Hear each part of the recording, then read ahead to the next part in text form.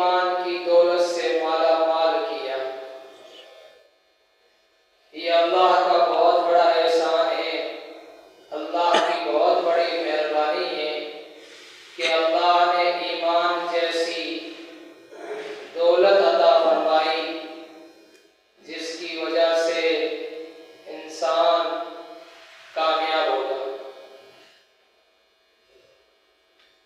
मेरे बुजुर्गों और दोस्तों,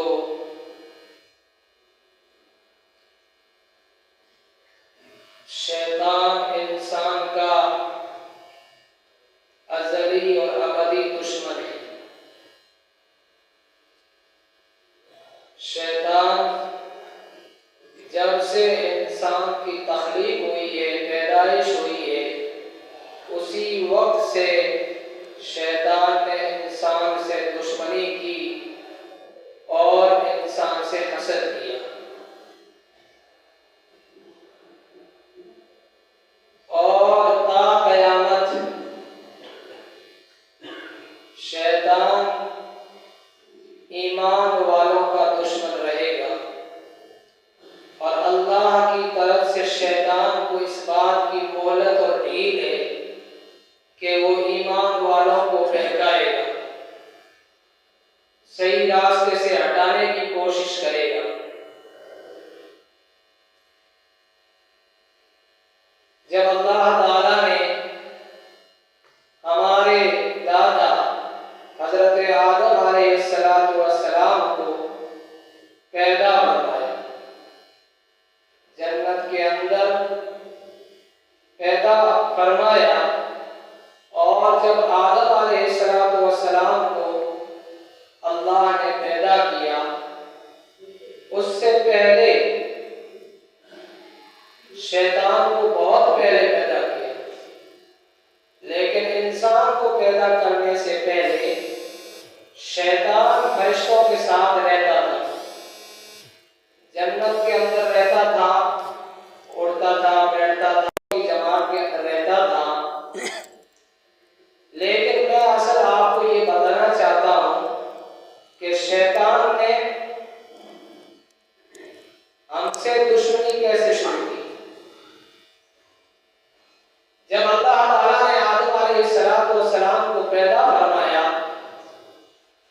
और पैदा करने के बाद अल्लाह ताला ने फरिश्तों को, और फरिश्तों की जमात के अंदर शैतान भी शामिल था, अल्लाह का बड़ा इबादत गुजार था।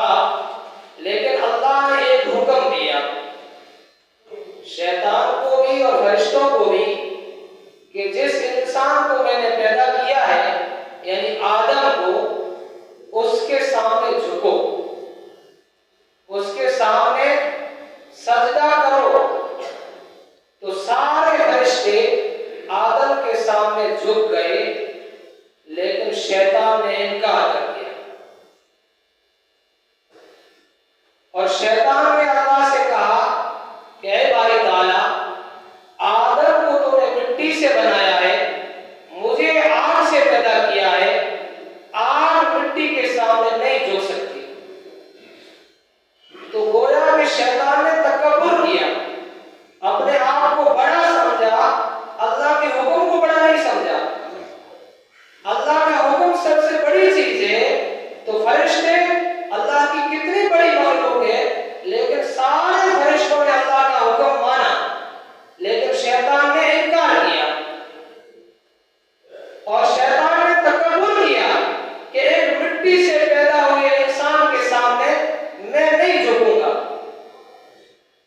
तो अल्लाह को गुस्सा आया और अल्लाह ने हमेशा के लिए उसको मरदूद बना दिया और अपनी रहमत से दूर कर दिया। और अल्लाह ने कहा कि तुझे हमेशा के लिए मेरी रहमत से तू दूर है और जन्नत से निकल जा और दुनिया में चला जा। गौर करो कि अल्लाह का हुक्म बड़ी चीज है और तकब्बुर बहुत बुरी चीज है कि हजारों साल अल्लाह की इबादत की शैतान ने, फरिश्तों के साथ रहता था, बैठता था, उठता था, लेकिन अल्लाह के हुक्म को नहीं माना। तो अल्लाह ने जन्नत से निकलने का हुक्म दे दिया और हमेशा के लिए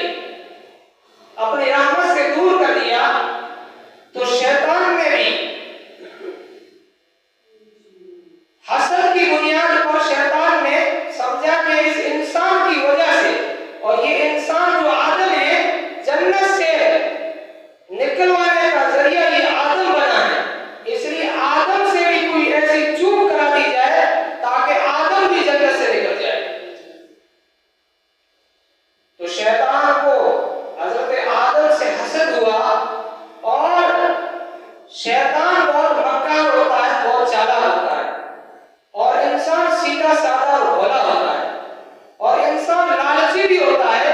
तो शैतान ने हजरत आदम को लालच दिलाया और हजरत आदम से कहा, और अल्लाह ने जब हजरत आदम को पैदा फरमाया तो अल्लाह ने एक चीज से मना कर दिया। हजरत हव्वा ने आदम को मना किया कि जन्नत के अंदर ये दरख्त है, इस दरख्त को मत खाना, मत चखना, अल्लाह ने मना कर दिया। और शैतान ने सोचा कि मैं तो हमेशा के लिए बर्बाद हो गया, लेकिन इस इंसान को भी बर्बाद करना है। तो शैतान ने आदम अलैहिस्सलाम को बहकाया, फुसलाया, कोशिश की, और हजरत आदम से क्या कहा? शैतान बड़ा चालाक होता है, बड़ा मक्कार होता है। हजरत आदम से कहा, क्या है आदम, अल्लाह ने क्यों मना किया? तुमको मालूम है अल्लाह ने दरख्त चखने से मना क्यों किया? तो आदम ने कहा, मुझे तो मालूम नहीं, अल्लाह ने मना किया, और अल्लाह मना कर दिया तो मैं तो नहीं खाऊंगा, अल्लाह ने मना किया। लेकिन नहीं, ये वजह नहीं है। अल्लाह ने इसलिए मना किया है कि जो आदमी इस दरख्त को चख लेगा वो हमेशा जन्नत में रहेगा। इसलिए अल्लाह का इरादा ये है कि तुमको भी जन्नत से निकालना, इसलिए तुमको मना किया है दरख्त मत खाना। इसलिए तुम दरख्त खा लो ताकि अल्लाह के बस में भी नहीं रहेगा, तू हमेशा जन्नत में रहेगा। अगर इस दरख्त को तुम दोनों खा लोगे तो हमेशा जन्नत में रहोगे, और दरख्त को नहीं खाओगे तो एक दिन तुमको भी अल्लाह जन्नत से निकाल देगा। तो इंसान भोला भी होता है, लालची भी होता है, शैतान के झांसे में आ गया, और जिस दरख्त से अल्लाह ने मना किया था उसी दरख्त को चख लिया।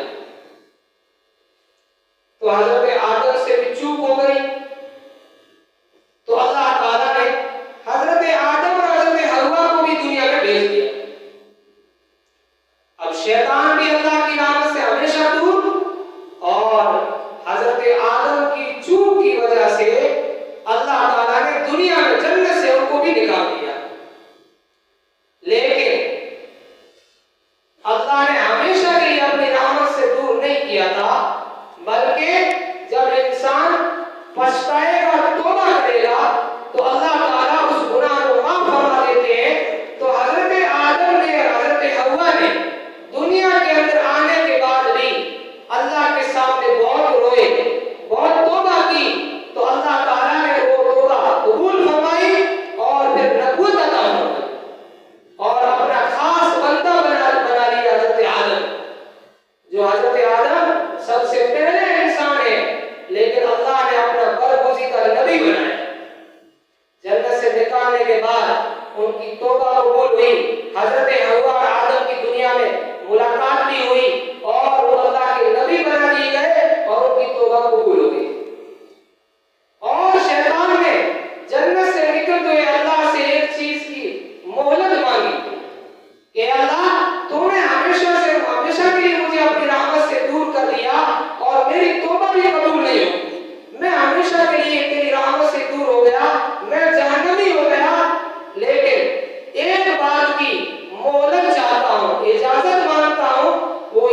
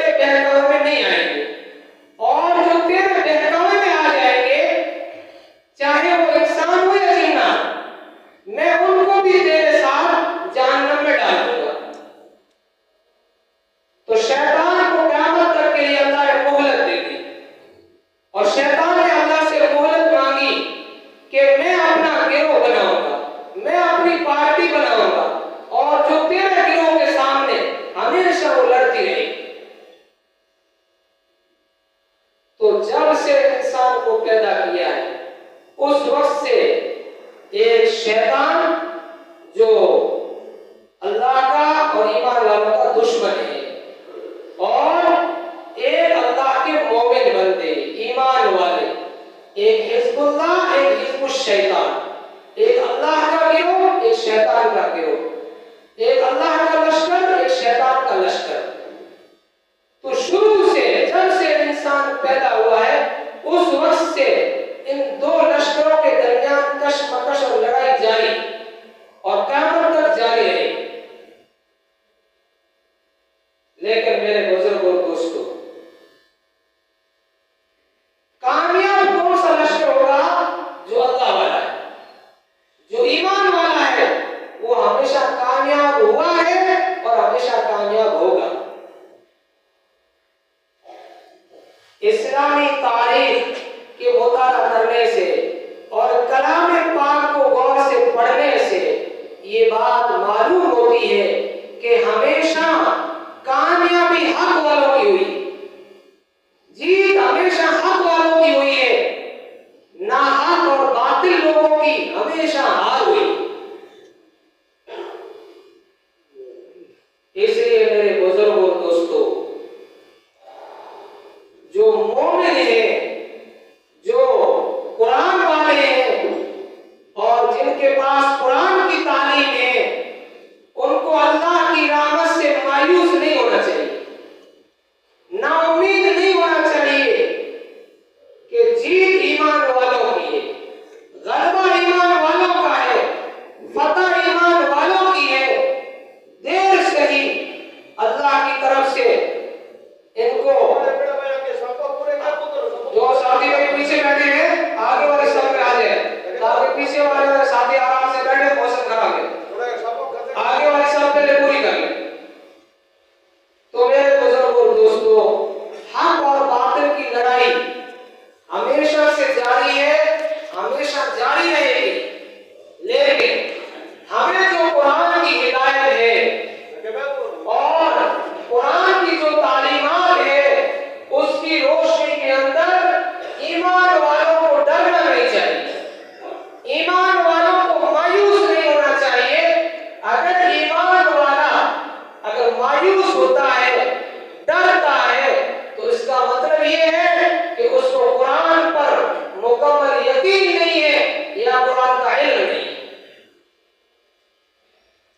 कुरान के अंदर साफ साफ पहली कौमों के हालात भी, माजी करीब के हालात भी, माजी करीब के हालात भी और पहले नबियों की उम्मतों के हालात भी जब हम कुरान की रोशनी में मुताला करते हैं तो हमेशा कामयाब हक वाले हुए।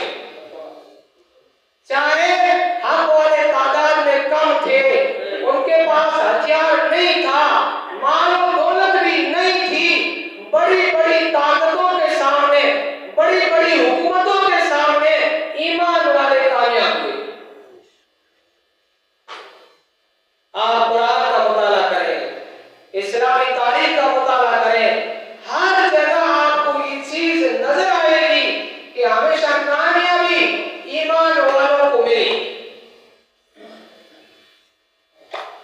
तो मेरे बुजुर्गों और दोस्तों, हमें कलाम पाक पर यकीन होना चाहिए और खासतौर से जो कलाम पाक का गहरा इल्म रखते हैं, उनको तो कभी मायूसी की बात ही नहीं करनी चाहिए। जो जाहिल है, अनपढ़ लोग हैं, उनको भी कुरान की जो खुशखबरी है और जो ईमान वालों के लिए जो कामयाबी का वादा है, वो बताना चाहिए, उम्मत को डराना नहीं चाहिए। अगर कोई आलिम उम्मत को डराता है बातिल की ताकत से, तो उसके ईमान की कमी है या कुरान का गहरा मुताला नहीं। इसलिए मेरे बुजुर्गों और दोस्तों, ईमान वाला डरना है तो अल्लाह से डरो, डरना है तो बुरे अमाल से डरो। किसी ताकत से, किसी हुकूमत से, किसी मुशरिक से, किसी काफिर से डरने की जरूरत नहीं। कामयाबी हमेशा ईमान वालों की रही है, हमेशा ईमान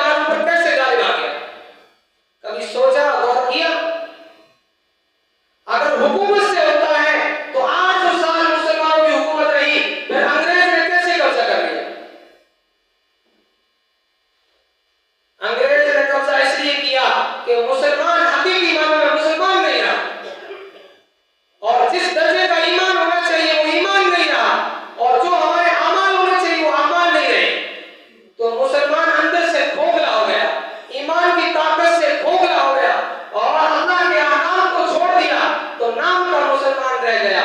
जब नाम का मुसलमान होगा तो अल्लाह ताला बैरूनी ताकत से दबाएगा, कुचलाएगा, मरवाएगा। और अंग्रेज को अल्लाह ने मुसल्लत किया। और जब ईमान की ताकत होती है तो बड़ी बड़ी हुकूमतें सरनिगू होती है, झुकती है। आपने तातारियों का वाकया बहुत मशहूर सुना होगा कि तातारी कौम, उनका ऐसा दबदबा रोब और लोगों पर, मुसलमानों पर खासतौर से ऐसा रोब बैठ गया था, और मुसलमानों का ये अकीदा बन गया था कि तातारी कभी हार ही नहीं सकते। तातारियों के बारे में इतना डर दिल के अंदर बैठ गया, क्योंकि खुदा का खौफ दिलों से निकल गया, तातारियों का इतना डर बैठ गया। लेकिन बाद में क्या हुआ? चंद ईमान वालों की कुर्बानी से, और तातारियों का दबदबा डर इतना था कि तातारियों का मर्द नहीं, कोई औरत भी, मुसलमान अगर रोड से चल रहा, गुजर रहा है, कोई तातारी औरत कहती है, मुसलमान यहाँ तुम खड़ा हो जा, हिलना मत, मैं घर के अंदर जा रही हूँ, तलवार लेके आऊंगी और तेरी गर्दन उड़ाऊंगी। तो मुसलमान की हिम्मत नहीं थी कि वहां से भाग जाए, वो चुपचाप खड़ा रहता और घर के अंदर जाती, तलवार लेके आती और मुसलमान की गर्दन उड़ा देती। इतना डर बैठ गया था। लेकिन जब लोग आमाल पर आए और अंदर की माया बनाई, ईमान बनाया, तो तातारी खुद मुसलमान हो गए और पूरी की पूरी कौम इस्लाम में दाखिल हो गई। तो तातारियों ने चाहा कि इस्लाम को खत्म कर दे, तो तातारी इस्लाम को तो क्या खत्म करे, खुद इस्लाम के अंदर आ गई। तो मेरे बुजुर्गों, दोस्तों, हमारा कुरान पर यकीन है, ईमान है कि इस्लाम को कोई ताकत खत्म नहीं कर सकती। मुसलमानों को खत्म कर सकती है, लेकिन नाम के मुसलमानों को, इस्लाम को कोई खतरा नहीं। अब कहते हैं कि हिंदुस्तान के हालात बहुत खराब है और मुसलमानों के हालात खराब है। मुसलमानों के हालात खराब हो सकते हैं उनके अमाल की वजह से, लेकिन इस्लाम खतरे में नहीं है। इस्लाम खतरे में नहीं है, और मुस्तकबिल में इस्लाम के अंदर, इस्लाम खतरे में नहीं है, बल्कि इस्लाम का गलबा होगा, इस्लाम की फतह और जीत होगी। कुरान हमें बताता है, कुरान की तारीख बताती है कि गलबा हमेशा ईमान वालों का, इस्लाम वालों का है। लेकिन शर्त क्या है? मैंने शुरू में कलाम पाक की आयत पढ़ी, उसमें अल्लाह ताला फरमाते हैं कि ऐ ईमान वालों, पस्त हिम्मत मत हो, बुज़दिल मत बनो, गमज़दा मत हो, डरो मत किसी ताकत से, अगर तुम साहिब ईमान हो। शर्त ये है, अगर तुम्हारे अंदर जैसा ईमान होना चाहिए, अगर ऐसा ईमान तुम्हारे दिलों के अंदर है, तो किसी ताकत से डरने की जरूरत नहीं। और अगर ईमान नहीं है और सिर्फ नाम के मुसलमान हो, तो तुम्हारे लिए खतरा। कुरान का साफ ऐलान है, कुरान पर हमें यकीन है, कुरान अल्लाह की किताब है, और अल्लाह की किताब के अंदर अल्लाह ने जो फरमाया है, मेरे बुजुर्गों, कुरान एक ऐसी किताब है, अगर आदमी गौर से पढ़ता है और उसको समझने की कोशिश करता है, तो कुरान साफ साफ ऐलान करता है कामयाब कौन होंगे, नाकाम कौन होंगे, कामयाबी किसके हाथ में आएगी। और कुरान साफ कहता है अल्लाह की किताब है, अल्लाह से निकली हुई किताब है, और कुरान के अंदर ये सारी बातें हैं कि किन बातों से अल्लाह खुश होता है, किन बातों से अल्लाह नाराज होता है, किन बातों से कामयाबी मिलेगी, किन बातों से नाकामी होगी, साफ साफ कुरान के अंदर फरमा दिया है। तो ईमान वालों को मायूस होना ही नहीं चाहिए कि कि अल्लाह ने साफ साफ फरमा दिया, लेकिन शर्त यह है कि तुम साहिब ईमान। और मैंने नबी करीम सल्लल्लाहु अलैहि वसल्लम की हदीस जो पढ़ के सुनाई, उसमें भी अल्लाह के नबी क्या फरमाते हैं कि अल्लाह तुम्हारी शक्लों और सूरतों को नहीं देखता कि तुम्हारी शक्लें कैसी है, तुम्हारा जिस्म कैसा है, तुम्हारी ताकत कैसी है, तुम्हारे हथियार कैसे हैं, बल्कि अल्लाह ताला तुम्हारे दिलों को, तुम्हारे अमाल को देखता है। तो कुरान की आयत यही कहती है कि अगर तुम साहिब ईमान हो तो जीत तुम्हारी होगी। और हदीस भी ये कहती है कि अल्लाह ताला तुम्हारे दिलों के तकवे को, तुम्हारे अमाल को देखता है।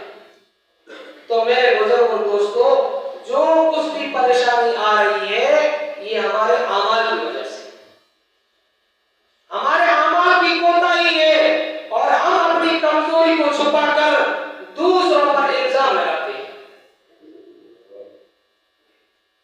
क्या ये हमारी कोताही नहीं है कि हम अल्लाह की हुक्मों को पूरा नहीं कर रहे? क्या किसी बाहर की ताकत ने आपको मना किया है कि आप नमाज ना पढ़ें? किसी ने आपको मना किया है कि आप ज़कात ना दें? किसी ने आपको मना किया है कि आप इंसाफ ना करें? किसी ने आपको मना किया है कि आप रोजे ना रखें? किसी ने नहीं कहा कि आप चोरी करें, आप जिना करें, किसी ने नहीं कहा। फिर भी मुसलमान कौम भी इन अमाल के अंदर मुब्तला होगी तो अल्लाह की तरफ से जालिम बादशाह का डंडा पड़ेगा।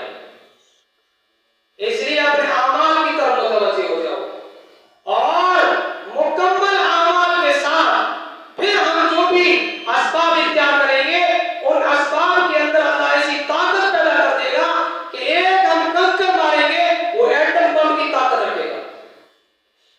एक साहिब ईमान के हाथ से एक छोटी कंकरी भी बंदूक से ज्यादा ताकत रखती है, और दिल के अंदर ईमान नहीं है तो हथियार और एटम बम भी कोई ऐसे नहीं। तो ताकत असल अमाल की है, ताकत असल ईमान की है, ताकत असल हक की है, और हक हमेशा गालिब रहता है।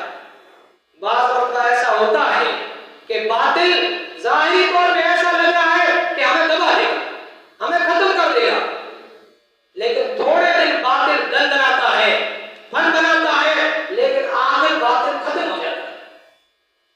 कुरान ने एक मिसाल दी हक की और बातिल कि जब बारिश होती है, खूब बारिश होती है, पानी नदी और नालों में बहने लगता है, नदी बन के चलती है, तो पानी के ऊपर आगे आगे जहाज चलते हैं,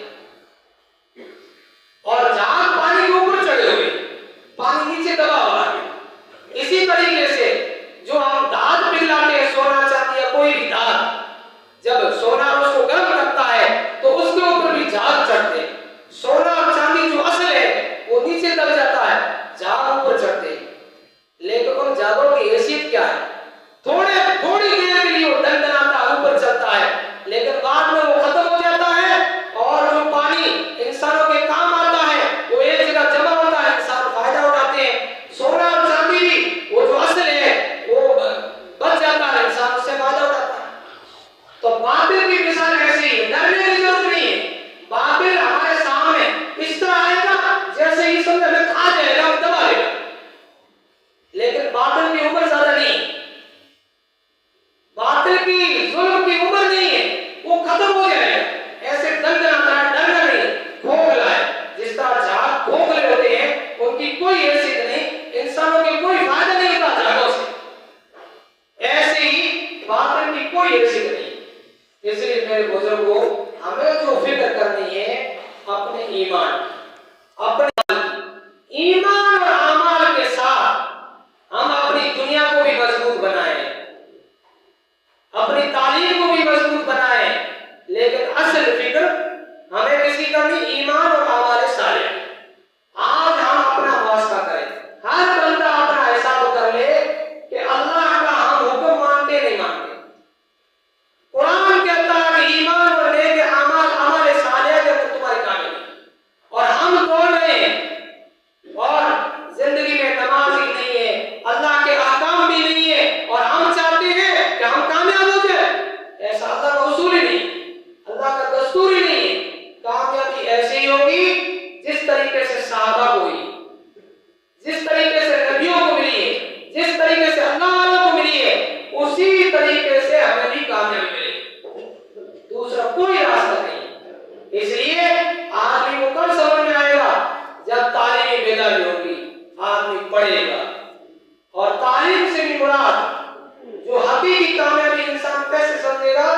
इस्लामी तारीफ और कुरान की तारीफ से मालूम होगा तो इंसान कामयाब कैसे होगा और नाकाम कैसे होगा।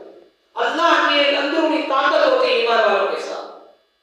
तादाद में कम होते हैं, हथियार बिल्कुल नहीं है, लेकिन कामयाबी ईमान वालों को हो रही। और हम ये सोचते हैं कि पहले लोगों की बातें हैं या कोई अफसाना बयान कर रहे हैं। आज के दौर में भी जो साहिब ईमान है, अपने अमाल के साथ जिंदगी गुजार रहे हैं, वो आज भी डटे हुए हैं बातिल के साथ। फिलिस्तीन का मामला आपके सामने है। शैतानों की ताकत सामने डटी हुई है। 10-11 महीने हो गए, लेकिन चंद मुसलमान मुजाहिदीन डटे हुए हैं। उनके मुकाबले में इनके पास ना हथियार है ना तादाद है, लेकिन क्या हासिल हो रहा है? लेकिन वो सिर्फ मुसलमान नहीं है नाम के, बल्कि वो तहज्जुद गुजार है। बातिल से लड़ने वाले मुजाहिदीन तहज्जुद गुजार है, अल्लाह के एक हुक्म को पूरा करने वाले, हमारे जैसे नहीं। वो अल्लाह से डरने वाले किसी से नहीं डरते। उनका यकीन अल्लाह की जात पर है, हथियार पर नहीं, तादाद पर नहीं, गिनती पर नहीं। अल्लाह की जात पर ईमान और यकीन है कि दुनिया में मिलेगी तो कामयाबी हमें मिलेगी, और अगर शहीद हो जाएंगे तो आखिरत में मिलेगी। तो मेरे बुजुर्ग और दोस्तों, अल्लाह ताला कहने से ज्यादा अमल की तौफीक अता फरमाए और हम अपने ईमान और अमाल के साथ जायज तरीके से अपनी दुनिया को भी मजबूत बनाएं, अपनी माशी हालत भी मजबूत बनाएं, तालीम के अंदर भी हम आगे बढ़े, दीनी और दुनियावी दोनों तालीम में आगे बढ़ने की कोशिश करें।